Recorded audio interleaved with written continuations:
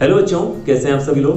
बेटा हम पढ़ रहे हैं क्लास 12 की केमिस्ट्री का थर्ड चैप्टर इलेक्ट्रोकेमिस्ट्री और इस चैप्टर का फर्स्ट पार्ट कंप्लीट हो चुका है। फर्स्ट पार्ट का मतलब इलेक्ट्रोकेमिकल सेल के बारे में जितनी सारी चीजें हमारे पास पढ़ने की थी, जितने हमारा सिलेबस के अंदर आना था वो हम कवर कर चुके हैं। इलेक्ट्रोकेमिकल सेल किस तरह काम करता है, कितना पोटेंशियल जनरेट करता है, वो पोटेंशियल किन किन फैक्टर्स के ऊपर डिपेंड करता है। साथ साथ नर्स्ट इक्वेशन का हमने यूज करना सीखा, थर्मोडायनेमिक्स और इक्विलिब्रियम को इलेक्ट्रोकेमिस्ट्री से कनेक्ट करने के लिए। पिछली वीडियो के अंदर मैंने कुछ क्वेश्चंस भी सोल्व करवाए थे। डिस्क्रिप्शन के अंदर मैंने काफी सारी जो अपनी पिछली सारी वीडियोस इस चैप्टर की सबका लिंक दे रखा है, आप जाके चेक कर सकते हैं और जो भी वीडियो आप देखना चाहे वो देख सकते हैं। इस वीडियो के अंदर हम स्टार्ट करने वाले हैं इस चैप्टर का सेकंड पार्ट, जिसके अंदर हम स्टार्ट करने वाले हैं कंडक्टेंस को पढ़ना। कि जब हम इलेक्ट्रोकेमिस्ट्री की बात कर रहे हैं तो इसका मतलब क्या है, इलेक्ट्रिसिटी और केमिस्ट्री का रिलेशन हम पढ़ रहे हैं। और अगर मैं बात करता हूं कि जब केमिस्ट्री के अंदर इलेक्ट्रिसिटी का फ्लो हो रहा है तो कंडक्टेंस का भी वहां पर बहुत ही इंपॉर्टेंट रोल रहेगा। जब हमने बात करी है कि इलेक्ट्रोलाइट्स को आप यूज करते हो तो स्टार्ट कर लेते हैं बिल्कुल ही बेसिक चीजों से, जहां पे आप इलेक्ट्रोलाइट से ही पढ़ना स्टार्ट करोगे। सबसे पहली चीज, मटेरियल जो रहते हैं हमारे आसपास वो दो तरह के रहते हैं। कुछ ऐसे होते हैं जो इलेक्ट्रिसिटी कंडक्ट करा सकते हैं, कुछ ऐसे होते हैं जो इलेक्ट्रिसिटी कंडक्ट नहीं करा सकते, या it gets difficult for them to conduct electricity from them. Okay, so materials are of two types, conductors and insulator, and we are concerned about only conductors. Insulator का हमारे पास कोई यूज नहीं है। जब हमें इलेक्ट्रिसिटी का कंडक्शन पढ़ना है तो हम कंडक्टर्स को पढ़ते हैं। कंडक्टर्स भी दो तरह के होते हैं। पहला जो टाइप आता है वो आता है मेटेलिक कंडक्टर्स। आपके घरों के अंदर जो बिजली की केबल लगी हुई है, वायर्स लगी हुई है, वो सभी चीजें क्या हैं, वो सभी की सभी चीजें मेटेलिक कंडक्टर्स का एग्जांपल है। किसका एग्जांपल है, मेटेलिक कंडक्टर का। फॉर एग्जाम्पल अगर मैं बात करता हूं कि घरों के अंदर जो कॉपर की वायर लगी हुई है, इसके अलावा जो एल्यूमिनियम के तार होते हैं, वो सभी की स्टेट के अंदर, सॉलिड स्टेट के अंदर रहते हैं और प्योर मेटल को हम उसके अंदर यूज करके चलते हैं। अगर आप एलॉय बनाते हो तो देखो कंडक्टिविटी जो रहेगी, कंडक्शन जो रहेगा इलेक्ट्रिसिटी का, वो कम हो जाएगा, है ना। तो हम बोल रहे हैं कि मेटेलिक कंडक्टर्स जो रहते हैं वो क्या रहते हैं, वे सॉलिड स्टेट के अंदर ज्यादातर पाए जाते हैं। दूसरी चीज, इलेक्ट्रोलाइटिक कंडक्टर्स। इलेक्ट्रोलाइटिक कंडक्टर्स जो रहते हैं वो क्या रहते हैं, तो इलेक्ट्रोलाइटिक कंडक्टर्स के अंदर आपको सबसे पहली चीज एग्जांपल नोट कर लेने हैं। एग्जांपल कौन कौन से, देखो सबसे पहली चीज आप ये समझ लो कि जो आयनिक कंपाउंड्स होते हैं, जो भी आयनिक कंपाउंड्स होते हैं, फॉर एग्जांपल सोल्ट हो गया, अगर आप उसको सॉलिड स्टेट में लेके चलोगे then it can not behave like electrolyte. Okay, इसका मतलब क्या हुआ, इसका मतलब ये हुआ कि सॉलिड स्टेट में इलेक्ट्रिसिटी कंडक्ट नहीं कर सकता है। But if we takes NaCl in molten state और इन एक्वस सॉल्यूशन, तो दोनों ही केसेस के अंदर it can easily conduct electricity और बहुत अच्छा कंडक्टर की तरह बिहेव करने लग जाता है। तो याद रखना है कि जो आयनिक कंपाउंड्स होते हैं, जो भी आयनिक कंपाउंड है, चाहे आप कोई एसिड लेके चल रहे हो, बेस लेके चल रहे हो, सोल्ट लेके चल रहे हो, वो मोल्टन स्टेट में and in case of aqueous solutions वो इलेक्ट्रोलाइट की तरह बिहेव करते हैं। जो हमने इलेक्ट्रोकेमिकल सेल के बारे में पढ़ा था तो हमने इलेक्ट्रोलाइट्स भी लिए थे, दो हाफ सेल्स के अंदर दो इलेक्ट्रोलाइट्स लिए थे और दोनों केसेस के अंदर हम एक सोल्ट लेके चल रहे थे। तो वो सोल्ट जो होते थे आयनिक कंपाउंड होते हैं, उनका एक्वस सॉल्यूशन हम लेके चल रहे थे। ठीक है, ओके। तो सबसे पहली चीज आप इन दोनों को पहचानना सीख लो कि मेटेलिक कंडक्टर क्या होते हैं और इलेक्ट्रोलाइटिक कंडक्टर क्या होते हैं। तो क्वेश्चन सबसे पहला जो यहां से उठता है वो ये है कि इन दोनों में डिफरेंस क्या क्या होता है और क्या क्या प्रॉपर्टीज इनकी डिफरेंट होती है। तो आपको यही चीज देखनी, सबसे पहले मैं बीच में लाइन लगा लेता हूं और जब भी क्वेश्चन आता है कोई डिफरेंशिएशन के बेस, देखिए आपको दो टर्म्स के बीच में दो चीजों को डिफरेंशिएट करना है, पेपर के अंदर क्वेश्चन आता है बोर्ड में, तो आपको इसी तरह अटेम्प्ट करना है। एक साइड में पहले का नाम लिखो, दूसरी साइड दूसरे का नाम लिखो और एक एक पॉइंट के थ्रू आप उनको एक्सप्लेन करते चलो। सबसे पहली चीज, मेटेलिक कंडक्टर्स क्या होते हैं। मेटेलिक कंडक्टर्स वो कंडक्टर्स होते हैं जिनके अंदर जो पार्टिकल्स रहते हैं वो मेटल के एटम्स रहते हैं और मेटल के एटम्स के अंदर कंडक्शन किसकी वजह से होता है, कंडक्शन होता है due to flow of electrons. तो यहां पे मैं लिख सकता हूं जो कंडक्शन होता है, यहां पे लिख लो सबसे पहला जो पॉइंट रहेगा, conduction is due to flow of electrons, flow of electrons, ये पहला पॉइंट आ गया। अब मैं आपसे पूछता हूं डिफरेंस हमें कैलकुलेट करना है, तो इलेक्ट्रोलाइट्स जो होते हैं उनके अंदर किस तरह से इलेक्ट्रिसिटी कंडक्ट होती है, किस वजह से होती है। तो यहां पे हम लिखेंगे कि the conduction is due to flow of ions. यहां पे आयंस का फ्लो होता है। जब हमने बोल दिया कि आयनिक कंपाउंड है तो आयंस फ्लो करेंगे वहां पर। क्लियर है। कुल मिला के जब भी कोई चार्ज पार्टिकल मूव करते हैं वहां पे इलेक्ट्रिसिटी फ्लो होती है। मेटेलिक कंडक्टर के अंदर ये चार्ज पार्टिकल जो रहते हैं इलेक्ट्रॉन्स रहते हैं, और इलेक्ट्रोलाइटिक जो कंडक्टर्स होते हैं वहां पर जो चार्ज पार्टिकल फ्लो करते हैं वो क्या होते हैं, वो आयंस होते हैं, कैटायंस एंड एनायंस होते हैं। क्लियर है। सेकंड पॉइंट, सेकंड पॉइंट आता है कि जो हमारे पास मेटेलिक कंडक्टर्स हैं उनके अंदर जब भी इलेक्ट्रिसिटी का फ्लो होगा तो कोई केमिकल रिएक्शन नहीं होगी, कोई केमिकल रिएक्शन नहीं होगी। क्या आप लिख सकते हो, no chemical reaction, no chemical reaction takes place, no chemical reaction takes place. कोई केमिकल रिएक्शन नहीं होती है जब मेटल्स में इलेक्ट्रिसिटी फ्लो होती है, ठीक है, कंडक्ट होती है। लेकिन जब आप इलेक्ट्रोलाइट्स के अंदर इलेक्ट्रिसिटी फ्लो कराओगे तो क्या होगा, वहां पे केमिकल रिएक्शन होगी, ठीक है। तो यहाँ पे लिख सकता हूं chemical reaction, a chemical reaction takes place, chemical reaction takes place when electricity is passed through an electrolytic conductor। आपको पूरा लिख लेना है, मैंने मोटी मोटी चीजें लिख दी है। तीसरा जो डिफरेंस आता है, अगर कोई केमिकल रिएक्शन नहीं हो रही है तो यहाँ पे कोई मैटर का ट्रांसफर भी नहीं होगा, मटेरियल जो रहेंगे ट्रांसफर नहीं होंगे। फॉर एग्जांपल अगर ये वायर है और इसमें से इस साइड से इलेक्ट्रिसिटी फ्लो हो रही है, इलेक्ट्रॉन का फ्लो अपोजिट डायरेक्शन के अंदर होता है, इलेक्ट्रिसिटी अगर इस डायरेक्शन में फ्लो हो रही है तो क्या कुछ मटेरियल इधर चला जा रहा है या इलेक्ट्रॉन इधर फ्लो हो रहे हैं तो क्या इस साइड में मटेरियल इकट्ठा होता चला जाएगा, ऐसा तो नहीं होने वाला है। तो इसका मतलब क्या रहेगा, मैं यहाँ पे लिख देता हूं, no transfer of, no transfer of matter, जो मैटर रहेगा उसका ट्रांसफर भी नहीं होता है, no transfer of matter takes place. पूरा कर लोगे इसको, ठीक है। इस साइड में क्या लिखेंगे, लेकिन जब हम इलेक्ट्रोलाइटिक हमारे पास जो कंडक्टर्स रहते हैं वहां पे जब हम बात करते हैं तो वहां पर क्या रहता है भाई, मैटर का ट्रांसफर होता है। आपने देखा होगा कैथोड जो रहता है वो क्या होता है, उसका साइज बढ़ने लगता है, और एनोड जो रहता है उसका साइज क्या होने लग जाता है, कम होने लग जाता है। अगर आप जिंक सल्फेट जो आप सॉल्यूशन लेके चल रहे हो और उसके अंदर कोई रिएक्टिव मेटल एल्यूमिनियम की रोड रख देते हो तो क्या होगा, एल्यूमिनियम जो रहेगी वो कटना स्टार्ट हो जाएगी, मटेरियल्स का क्या हो जाएगा, ट्रांसफर होना स्टार्ट हो जाएगा।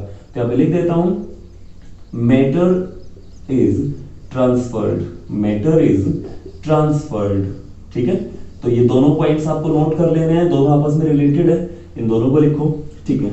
नेक्स्ट जो पॉइंट आता है किसके लिए, मेटेलिक कंडक्टर्स के लिए, इसमें आप लिखो कि मेटेलिक कंडक्टर्स जो रहते हैं उनकी conductivity with increase in temperature कम होती जाती है। अगर कोई वायर हॉट होती जा रही है, अगर कोई वायर कैसी हो रही है, गर्म होती जा रही है, तो इसका मतलब क्या होगा, इसका मतलब उसका रेजिस्टेंस बढ़ रहा है, रेजिस्टेंस बढ़ेगा तो क्या होगा, इलेक्ट्रिसिटी का कंडक्शन तो कम हो जाएगा। तो यहाँ पे मैं लिख देता हूं, यहाँ पे लिख लो आप, with increase in temperature, with increase in temperature, इसको मैं इंक्रीज बोल रहा हूं, कंडक्टिविटी, या फिर मैं लिख देता हूं resistance increases and conductivity, conductivity या फिर कंडक्टेंस आप लिख लो, कोई भी चीज लिख लो, and conductivity decreases, and conductivity decreases. लेकिन इस केस के अंदर, इस केस में ध्यान रखना, जितने ज्यादा हमारे पास टेम्परेचर रहेगा उससे क्या होगा, पार्टिकल्स की काइनेटिक एनर्जी बढ़ेगी। जो पार्टिकल्स की काइनेटिक एनर्जी बढ़ेगी तो मतलब आयंस जो रहेंगे वो और ज्यादा फ्लो करने लग जाएंगे, और आयंस का फ्लो जितना ज्यादा होगा उतना ही ज्यादा क्या रहेगा, कंडक्टेंस रहेगा। तो फोर्थ पॉइंट यहाँ पे क्या लिखोगे आप, with increase in temperature resistance decreases, यहाँ पे रेजिस्टेंस कम हो जाएगा, एंड कंडक्टिविटी, कंडक्टिविटी क्या हो जाएगी, खुद लिख सकते हो ना, कंडक्टिविटी इंक्रीजेस, कंडक्टिविटी इसकी बढ़ जाएगी। फटाफट इन 4 पॉइंट्स को नोट करो। ओके, तो 2 पॉइंट्स और आते हैं डिफरेंस के जो आपको नोट कर लेने हैं, यहाँ पे नहीं आ पाएंगे। 5th पॉइंट जो रहेगा वो आपको नोट कर लेना है कि कंडक्टिविटी अगर हम कंपेयर करते हैं, इन दोनों की कंडक्टिविटी को अगर आप कंपेयर करते हो तो मेटेलिक कंडक्टर्स जो होते हैं वो ज्यादा अच्छे कंडक्टर्स होते हैं, उनकी जो कंडक्टिविटी रहती है वो कैसी रहती है, रिलेटिवली हाई रहती है अगर इन दोनों कंपेयर करते हैं तो। In comparison of metallic conductors, electrolytic conductors की कंडक्टिविटी लो होती है। तो यहाँ पे आप लिख सकते हो कंडक्टिविटी इनकी हाई रहती है, और यहाँ पे आप लिख सकते हो कंडक्टिविटी जो रहेगी वो कैसी रहेगी, वो लो रहेगी। लास्ट पॉइंट जो आता है वो आता है फैराडेज लॉ का। फैराडेज लॉ जो है वो आपके चैप्टर के अंदर आगे आने वाला है, आपको लेकिन डिफरेंस अभी याद कर लेना है।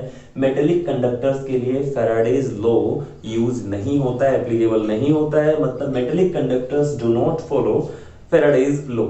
और अगर हम बात करते हैं इलेक्ट्रोलाइटिक कंडक्टर्स की, देन दे कैन फॉलो और they follow the Faraday's law of electrolysis. Electrolysis का एक लॉ दिया था फैराडे ने, एक्चुअली 2 लॉ दिए थे, और उन दोनों को ही इलेक्ट्रोलाइटिक कंडक्टर ही क्या कर सकते हैं, फॉलो कर सकते हैं, उन्हीं के लिए एप्लीकेबल होता है। तो ये पॉइंट्स आप फटाफट नोट करो, इसके बाद हम आगे बढ़ते हैं। हो गया भाई। तो देखो हमें पढ़ना क्या है सेकंड पार्ट ऑफ इलेक्ट्रोकेमिस्ट्री के अंदर। मैंने आपको बोला है कि हम इलेक्ट्रोलाइटिक कंडक्टर्स के बारे में पढ़ रहे हैं। मेटेलिक कंडक्टर्स के बारे में आपने resistance, resistivity, conductance, conductivity in terms को पढ़ा होगा, इनके बेस पे न्यूमेरिकल्स भी किए होंगे, क्वेश्चन सोल्व किए होंगे। लेकिन हम क्या करने वाले हैं, जो इलेक्ट्रोलाइटिक कंडक्टर्स होते हैं जिनको हमने इलेक्ट्रोकेमिकल सेल के अंदर यूज किया है, जिनको इलेक्ट्रोकेमिस्ट्री में यूज किया जाता है, उनकी इन टर्म्स को कंडक्टेंस, कंडक्टिविटी, रेजिस्टेंस, रेजिस्टिविटी और कौन कौन सी टर्म्स होती हैं जिनको आगे यूज किया जाता है, वो सारी चीजों को हम पढ़ने वाले हैं। तो चलिए स्टार्ट करते हैं, एक एक करके इन टर्म्स के बारे में हम बात करते हैं। कौन कौन सी टर्म है? सबसे पहले जो हम टर्म पढ़ने वाले हैं वो है रेजिस्टेंस। रेजिस्टेंस आप लोगों ने पढ़ा होगा, पढ़ा है कि नहीं पढ़ा है? रेजिस्टेंस ओम्स लॉ से आपने पढ़ा होगा, V is equal to I R, है ना। और वहां से R को डिफाइन किया गया होगा, R और रो के बीच में रिलेशन आया होगा, R is equal to rho L by a. इसमें रो क्या होती है? रो होती है रेजिस्टिविटी। यहाँ पे लिख देता हूं मैं, ये होगी रेजिस्टिविटी। रेजिस्टेंस को हम किससे डिनोट कर रहे हैं? R से डिनोट कर रहे हैं, और रेजिस्टिविटी किससे डिनोट कर रहे हैं? रो से डिनोट कर रहे हैं। क्लियर है? तो सबसे पहली चीज तो आपको ये रिलेशन पता होना चाहिए, जो बहुत ही बेसिक है, जो आपने कहां पढ़ा हुआ है? 10th क्लास के अंदर पढ़ा हुआ है। रेजिस्टिविटी को रो से डिनोट किया जा रहा है, ठीक है। तो अगर मैं बात करता हूं R जो रहेगा उससे रेजिस्टेंस को डिनोट कर रहे हैं, और उसकी यूनिट क्या होती है? यूनिट इसकी रहेगी ओम। डिनोट कैसे किया जाएगा? इस तरह से, है ना। तो इस तरह से हम ओम को डिनोट करते हैं, और ये यूनिट होती है। रेजिस्टेंस होता क्या है? किसी भी कंडक्टर की एक प्रॉपर्टी होती है, by the virtue of which, due to which it can oppose the flow of current flowing through it. अगर किसी भी कंडक्टर के अंदर से हम इलेक्ट्रिसिटी पास करा रहे हैं, तो इसका मतलब ये नहीं है कि सारी इलेक्ट्रिसिटी जो है वो पास हो रही है विदाउट किसी ओपोज, विदाउट किसी रेजिस्टेंस के पास हो रही है। उस कंडक्टर का, उस मटेरियल का कुछ नेचर रहेगा due to which it will tend to oppose the flow of current through it, ठीक है। जिसके अंदर जितना ज्यादा रेजिस्टेंस होता जाएगा, उसका नेचर इंसुलेटिंग होता चला जाएगा, ठीक है। रेजिस्टेंस जितना कम होगा, कंडक्टिंग होने के चांसेस उतने ज्यादा होते चले जाएंगे।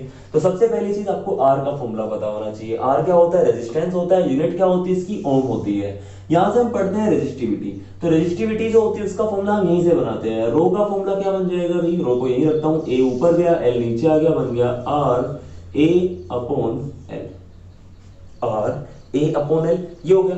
तो यहां से अगर मैं पूछता हूं कि भाई रो जो है इसकी यूनिट बताओ क्या होगी, इसकी यूनिट बता सकते हो क्या क्या होगी इसकी यूनिट? R की यूनिट क्या होती है? इसकी यूनिट होती है ओम। एरिया की यूनिट क्या होती है? Metre square. और L की यूनिट क्या होगी? मीटर। मीटर से कैंसिल हो गया, तो इसको हम बोलते हैं ओम मीटर। और अगर आप लेंथ और एरिया को सेंटीमीटर के अंदर लेके चल रहे हो, तो फिर वहां पे क्या बन जाएगा? ये ओम सेंटीमीटर बन जाएगा। इसको और क्या बोल सकते हैं हम? ओम सेंटीमीटर। क्लियर है? ठीक है। अब यहीं से हमें दो टर्म्स और याद रखनी है, कंडक्टेंस और कंडक्टिविटी। पहले मैं दोनों का नाम लिख देता हूं यहाँ पे। एक तो हमारे पास टर्म आ रही है कंडक्टेंस, ये हो गया कंडक्टेंस, और दूसरी जो टर्म आएगी वो आएगी कंडक्टिविटी। अगर आपको रेजिस्टेंस और रेजिस्टिविटी पता है, तो आपको कंडक्टेंस और कंडक्टिविटी समझने से कोई नहीं रोक सकता। क्लियर है? कंडक्टेंस क्या होती है? कंडक्टेंस को हम डिनोट करते हैं G से। किससे डिनोट करेंगे इसको? G से डिनोट करेंगे। और याद रख लो फॉर्मूला होता है G is equal to 1 upon R। भाई किसी के पास जितना ज्यादा रेजिस्टेंस रहेगा, रेजिस्टेंस का मतलब इलेक्ट्रिसिटी को फ्लो नहीं होने देगा, तो कंडक्टेंस उतनी कम हो जाएगी। और रेजिस्टेंस जितना कम रहेगा, कंडक्टेंस उतनी ज्यादा हो जाएगी। तो फॉर्मूला पता चल गया होगा सभी को। फॉर्मूला यही है, G is equal to 1 upon R। क्या फॉर्मूला हो जाएगा? G is equal to 1 upon R। और अगर हम यूनिट की बात करते हैं, या दूसरा फॉर्मूला अगर मैं बनाता हूं इससे, R का फॉर्मूला क्या होता था? L/A। तो इस तरह लिख देता हूं, G is equal to, it means G is equal to, मैं लिखता हूं R की जगह पे रो L/A। क्या बन जाएगा ये? रो L/A। तो यहाँ पे बन जाएगा ये रो L/A, ये बन गया। ठीक है, तो इस तरह ये फॉर्मूला बन जाएगा एक तो ये हमारे पास, और दूसरा क्या बन गया? 1 अपॉन R। आपको ये वाला फॉर्मूला याद रखना है किसका? कंडक्टेंस का। अब अगर मैं यूनिट की बात करता हूं, तो यूनिट क्या आएगी? G की यूनिट होगी 1 अपॉन R, 1 अपॉन ओम, 1 अपॉन ओम। इसको लिखा जाता है ओम इनवर्स, या फिर इस तरह लिख सकते हैं ओम इनवर्स। इसको MHO करके भी लिखा जाता है, मो। ठीक है, और साथ ही साथ ओम इनवर्स को ही बोला जाता है सिमंस। इसको क्या बोला जाता है? सिमंस बोलते हैं। क्लियर है? दूसरी चीज, जिस तरह से रेजिस्टेंस को उल्टा करने पे कंडक्टेंस मिल गया, रेजिस्टेंस को अगर आपने उल्टा कर दिया, रेसिप्रोकल कर दिया, तो क्या मिल गया आपको? कंडक्टेंस मिल गया। उसी तरह से अगर आप रेजिस्टिविटी को उल्टा कर देंगे तो आपको क्या मिल जाएगी? कंडक्टिविटी मिल जाएगी।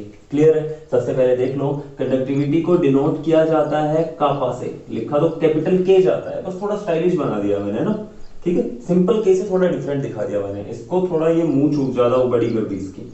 ओके, तो कापा से हम डिनोट करेंगे किसको? कंडक्टिविटी को। जी से डिनोट करेंगे इसको? कंडक्टेंस को। और याद रखना है जी होता है 1/r, तो कापा क्या हो जाएगा? कापा हो जाएगा, फॉर्मूला लिख लो, 1/ρ, 1/ρ। रेजिस्टिविटी को अगर रेसिप्रोकल कर लेते हैं तो क्या आ जाएगा आपके पास? आपके पास आ जाएगी conductivity. Resistivity, conductivity, resistance, conductance, दोनों आपस में क्या रहेंगे? रिलेशन का क्या रहेगा? रेसिप्रोकल का रिलेशन रहेगा। क्लियर है? यहां से अगर मैं दूसरा फॉर्मूला बनाता हूं, अगर मैं रो की वैल्यू पुट करता हूं यहाँ पे, तो रो की वैल्यू पुट करने के बाद कापा का जो फॉर्मूला बनेगा, कापा विल बी इक्वल टू, रो का फॉर्मूला क्या है भाई? RA/L, तो यहाँ पे लिख देता हूं 1/RA/L, L को मैं ऊपर लिख देता हूं, L को हमने स्मॉल l से डिनोट किया है, ठीक है। ओके, तो यहां से अगर मैं यूनिट लिखना चाहता हूं तो इसकी यूनिट क्या थी? इसकी यूनिट क्या थी? रो की यूनिट क्या थी भाई? रो की यूनिट थी ओम मीटर या फिर ओम सेंटीमीटर, यही थी। तो यहां से अगर मैं यूनिट लिखता हूं किसकी? कापा की, तो वो हो जाएगी ओम का भी इनवर्स और मीटर का भी इनवर्स। आप सेंटीमीटर भी लिख सकते हो। ओम इनवर्स को क्या बोलते हैं? ओम इनवर्स को बोलते हैं सीमेंस, तो इसका मतलब हो जाएगा सीमेंस मीटर इनवर्स या फिर सीमेंस सेंटीमीटर इनवर्स। क्लियर है?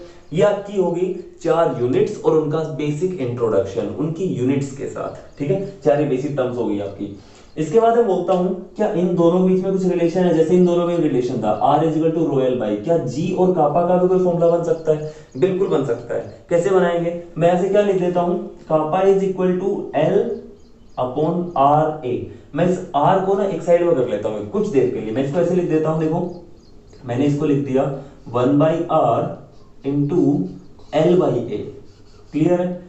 1/r into L/A। और 1/r क्या होता है? 1/r क्या होता है भाई? G होता है। दिख गया ना सभी को? 1/r क्या होता है? G होता है।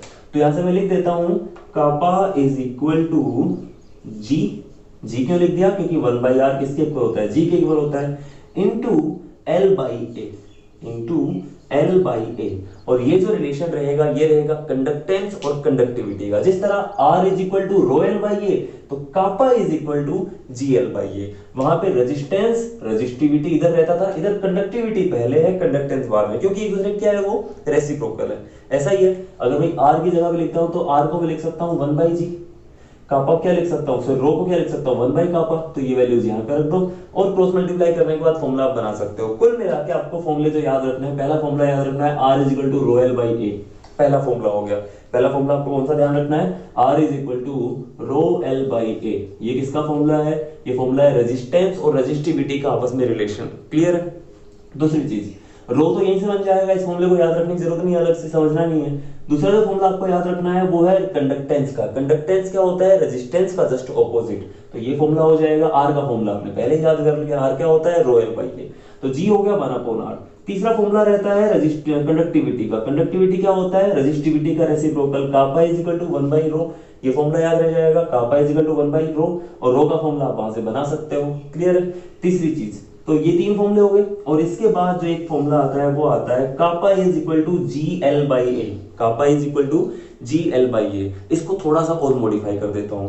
ये L/A जो रहता है इसको मैंने एक स्पेसिफिक नाम दे दिया है। L/A को बोला जाता है cell constant.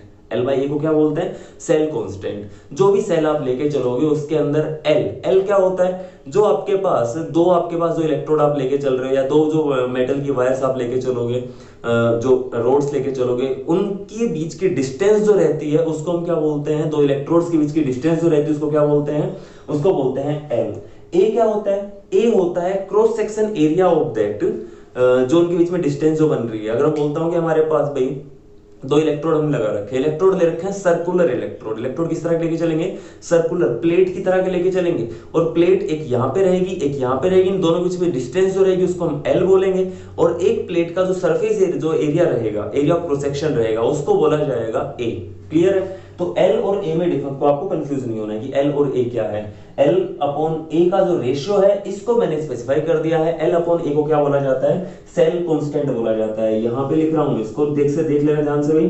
Cell constant, cell constant का फॉर्मूला क्या होता है, ये होता है एल अपॉन ए, और इसको जी स्टार से भी डिनोट किया जाता है। किससे डिनोट किया जाता है, जी स्टार से भी डिनोट किया जाता है। तो इसको मैं लिख देता हूं, सेल कांस्टेंट होता है जी स्टार, फॉर्मूला क्या होता है जी स्टार का, एल बाई ए। और किसी भी इलेक्ट्रोकेमिकल सेल के लिए, किसी भी सेल के लिए जी, ये एल बाई ए जो रहता है ये फिक्स रहता है। एल बाई ए क्या रहेगा, फिक्स रहेगा। आप कंसंट्रेशन, आप जो मटेरियल फिल कर रहे हो उसकी कंसंट्रेशन आप चेंज कर सकते हो हर बार, लेकिन जो सेल मिलेगा उसके अंदर एल और ए जो रहते हैं वो फिक्स करके दिए जाते हैं। क्लियर है, तो आपको ध्यान रखना है ये सेल कांस्टेंट होता है। ओवरऑल जो फॉर्मूला बनता है वो बन जाता है kappa is equal to G into G star, G into G star, ये फॉर्मूला याद रह जाएगा। तो कुल मिला के आपके पास ये चार फॉर्मूले बन जाते हैं। इन चार फॉर्मूलों को आपको याद रखना है। पहला हो गया R is equal to rho L by A, दूसरा हो गया conductance is equal to reciprocal of resistance G is equal to 1 upon R, kappa हो गया रेजिस्टिविटी का जस्ट उल्टा कंडक्टिविटी, और उसके बाद kappa is equal to G L by A या फिर kappa is equal to G G star. आपको याद रखना जी और जी स्टार एक साइड में रहते हैं। जी स्टार क्या होता है, सेल कांस्टेंट रहता है। For a given electrochemical cell the value of G star is always constant, where L is the distance between the two electrodes while A is the cross section area of each electrode, जो equal रहेगा। Clear है, तो इस तरह से ये basic terms है, इनको फटाफट से नोट कर लो, इसके बाद हम आगे बढ़ रहे हैं। हो गया भाई, देखो यहाँ पे मैंने एक डायग्राम बनाया है। आप लोगों को लगेगा फिजिक्स की क्लास चल रही है, लेकिन फिजिक्स की नहीं है। पता चल गया होगा कौन सा डायग्राम है, ये व्हीटस्टोन ब्रिज। ठीक है, कौन सा डायग्राम है ये व्हीटस्टोन ब्रिज जो है मैंने आपके सामने ड्रॉ किया हुआ है। कहाँ यूज किया जाता है व्हीटस्टोन ब्रिज, पहले तो मेरे को यही बताओ कहाँ यूज किया जाता है। व्हीटस्टोन ब्रिज का यूज किया जाता है अननोन सब्सटेंस की, अननोन या जो भी गिवन सब्सटेंस है उसका रेजिस्टेंस मेजर करने के लिए। अगर आपको रेजिस्टेंस पता चल गया तो आप कंडक्टेंस ही पता कर सकते हो, कंडक्टेंस पता चल गया तो आप फिर क्या कंडक्टिविटी भी मेजर कर सकते हो। मतलब जो चार टर्म हमने पहले पढ़ी है वो चारों की चारों चीजें हम फाइंड आउट कर सकते हैं if we get to know about the resistance of the given substance. Clear, तो हमें क्या करना होता है, जो भी गिवन सब्सटेंस होता है उसको यहाँ पे रखते हैं और फॉर्मूला इस तरह बनाते हैं, R1 upon R2 is equal to R3 upon R4। यही फॉर्मूला बनता है। मैं लिख देता हूँ जो फॉर्मूला होता है कि R1 upon R2 is equal to R3 upon R4। ये हो गया आपका फॉर्मूला, जिसकी हेल्प से हम क्या फाइंड आउट कर सकते हैं, जो भी अननोन सब्सटेंस होता है, जो भी अननोन सब्सटेंस आपको दिया हुआ है उसका रेजिस्टेंस आप फाइंड आउट कर सकते हैं। क्लियर है, इस फॉर्मूले को यूज करते हैं। अब हमें क्या करना है, हमें तो मेटेलिक कंडक्टर्स के बारे में नहीं पढ़ना है, हमें पढ़ना है इलेक्ट्रोलाइटिक कंडक्टर्स के बारे में। जो इलेक्ट्रोलाइटिक कंडक्टर्स होते हैं एक्चुअल में वो लिक्विड या फिर एक्वस स्टेट के अंदर रहते हैं, तो उनको यहाँ पे रखा नहीं जा सकता, उनको आप एज इट इज यहाँ पे फिल रख नहीं सकते।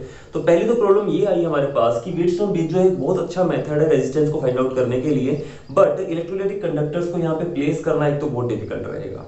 दूसरी चीज, अगर हम करंट फ्लो कराते हैं तो डीसी करंट फ्लो कराते हैं, जो आपके पास जो लेग्स के अंदर जो बैटरीज रहती है वो किस तरह का डीसी करंट जनरेट कराती है। अगर आप डीसी करंट जनरेट कराओगे वहां से तो होगा क्या, जो भी हमारे पास जो सब्सटेंस रहेगा, जो इलेक्ट्रोलाइट रहेगा, दैट कैन डिकम्पोज, वो डिकम्पोज हो सकता है, वो खराब हो सकता है, वहां पे रिएक्शन हो सकती है।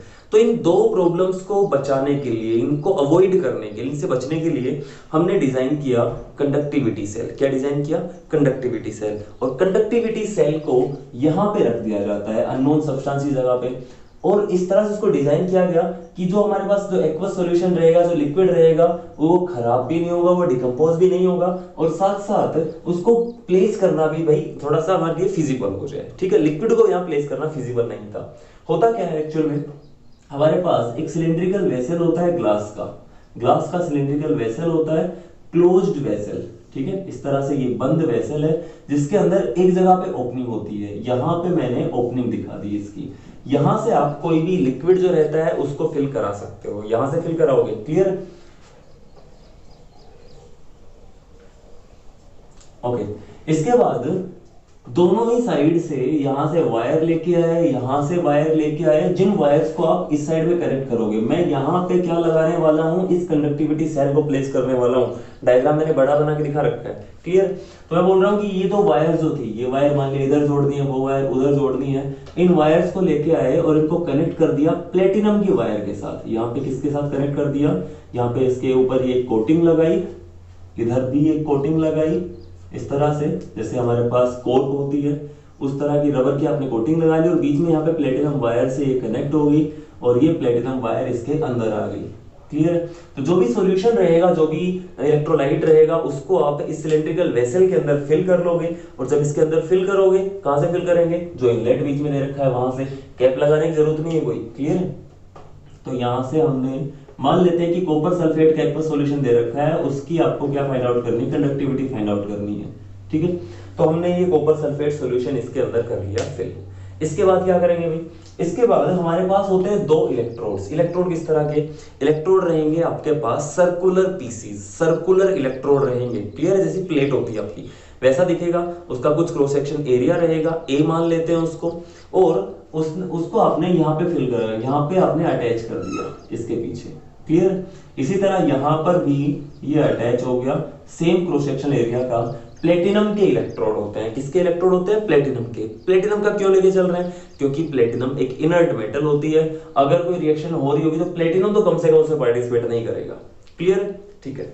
तो हमारे पास प्लेटिनम के हमने इलेक्ट्रोड लिए हैं, जिनकी हमने कोटिंग कर रखी है प्लेटिनम ब्लैक के साथ, किसके साथ, प्लेटिनम ब्लैक, उसके ऊपर हमने लगा रखा है, clear. So that surface area जो रहता है वो बढ़ जाता है, अगर कोई रिएक्शन हो रही है तो इसके सरफेस के ऊपर इजीली हो सकती है वो। हमने सॉल्यूशन फिल यहाँ पे इलेक्ट्रोलाइट को फिल कर दिया है, और इस तरह से अपने इलेक्ट्रोड जो है वो लगा लिए हैं, इलेक्ट्रोड लगा लिए। इसके बाद इस कंडक्टिविटी सेल को यहाँ पे जोड़ दिया जाता है, इस कंडक्टिविटी सेल को यहाँ पे जोड़ देंगे, लिक्विड बिखरेगा भी नहीं, और साथ साथ जो करंट है वो प्लेटिनम के वायर्स के थ्रू जा रहा है, किसके थ्रू जा रहा है, प्लेटिनम के वायर्स के थ्रू जा रहा है। करंट जो रहेगा हम एसी करंट फ्लो करा रहे हैं, आपकी बार कौन सा करंट फ्लो करा रहे हैं, एसी करंट जो रहेगा वो फ्लो करा रहे हैं। इसके बाद यहां से जब आप अटैच कर देते हो इलेक्ट्रोकेमिकल सेल, इस कंडक्टिविटी सेल को जब आप अटैच कर देते हो, तो जो भी वैल्यू रहेगी, मान लेते हैं इसका रेजिस्टेंस R1 था, वो R1 आप फाइंड आउट कर सकते हो इस फॉर्मूला को यूज करके। और अगर आपको R1 पता चल गया तो R का जो रेजिस्टेंस रहता है, जो R जो रेजिस्टेंस आया उसका जस्ट रेसिप्रोकल जो होगा वो क्या बन जाएगा, कंडक्टेंस बन जाएगा। कंडक्टेंस अगर आपको पता चल गया तो कंडक्टेंस को यूज करके आप कंडक्टिविटी फाइंड आउट कर सकते हो। कंडक्टेंस और कंडक्टिविटी का क्या रिलेशन बताया था मैंने, याद है किसी को, अभी थोड़ी देर पहले बताया था।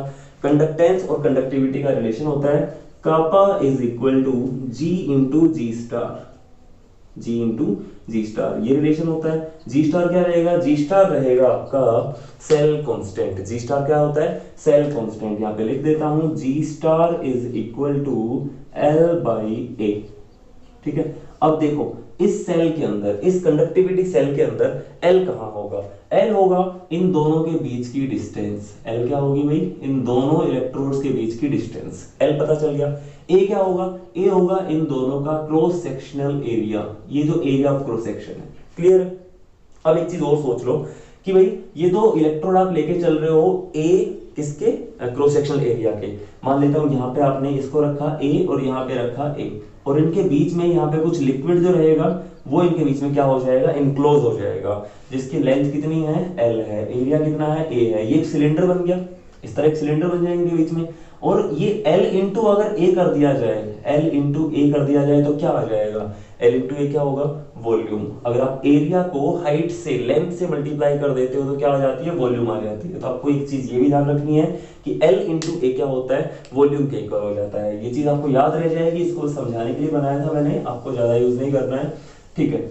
तो मैं बोलता हूं कि अगर आपके पास एक मैंने फॉर्मूला लिखा था kappa is equal to G L by A, अगर मैं लिखता हूं R is equal to rho L by A, हर एक फॉर्मूले को मैं आपको समझा देता हूं कि इनका मतलब क्या है। इसका मतलब ये होगा कि रेजिस्टेंस तो आपको पता चल जाएगा, रेजिस्टेंस तो आपको इस फॉर्मूले से पता चल जाएगा। रेजिस्टिविटी क्या होगी, रेजिस्टिविटी कैसे निकालेंगे, रेजिस्टिविटी निकालने के लिए इस रो का फॉर्मूला यूज करेंगे, rho is equal to R A upon L, क्या हो जाएगा, आर ए अपॉन एल हो जाएगा। आर की वैल्यू पता चल जाएगी व्हिटस्टोन को यूज करके। ए क्या होगा, ये क्रॉस सेक्शनल एरिया, और एल क्या हो जाएगा, लेंथ हो जाएगी। जो आपको ये सेल दिए जाते हैं इनके अंदर कोशिश की जाती है कि ए जो रहता है वो हम लेके चलते हैं 1 सेंटीमीटर स्क्वायर। कितना लेके चलते हैं? ए को लेके चलते हैं 1 सेंटीमीटर स्क्वायर, 1 मीटर स्क्वायर नहीं लेके चलेंगे। 1 मीटर स्क्वायर के लिए हमें काफी बड़ी प्लेट चाहिए होगी, काफी बड़ा आपका कंडक्टिविटी सेल हो जाएगा, और इस व्हीटस्टोन बेस के अंदर प्लेस करना थोड़ा सा मुश्किल हो जाएगा। क्लियर? दूसरी चीज, लेंथ जो लेके चलते हैं, distance between the two electrodes is also taken as 1 centimetre. ये दोनों चीजें अगर 1 होगी तो बताओ वॉल्यूम कितनी होगी? वॉल्यूम होगी 1 सेंटीमीटर इंटू 1 सेंटीमीटर स्क्वायर। कितना हो गया? 1 सेंटीमीटर क्यूब। और सेंटीमीटर क्यूब को ही मिलीलीटर भी बोला जाता है। तो वॉल्यूम जो ट्रैप हो रही है, वॉल्यूम जो इनक्लोज हो रही है between the two electrodes is 1 centimetre cube और 1 ml। क्लियर? तो इस तरह से हम क्या करते हैं, जो भी रेजिस्टिविटी आएगी वो किसकी आएगी? वो 1 ml सॉल्यूशन की आएगी if the length and the area of cross section of the electrodes वो कितनी है? वो यूनिटी लेके चलते हैं। क्लियर? यहां से अगर आपको रेजिस्टिविटी पूछी जाती है तो रेजिस्टिविटी हम बोलते हैं resistivity is equal to the resistance if L and A are 1।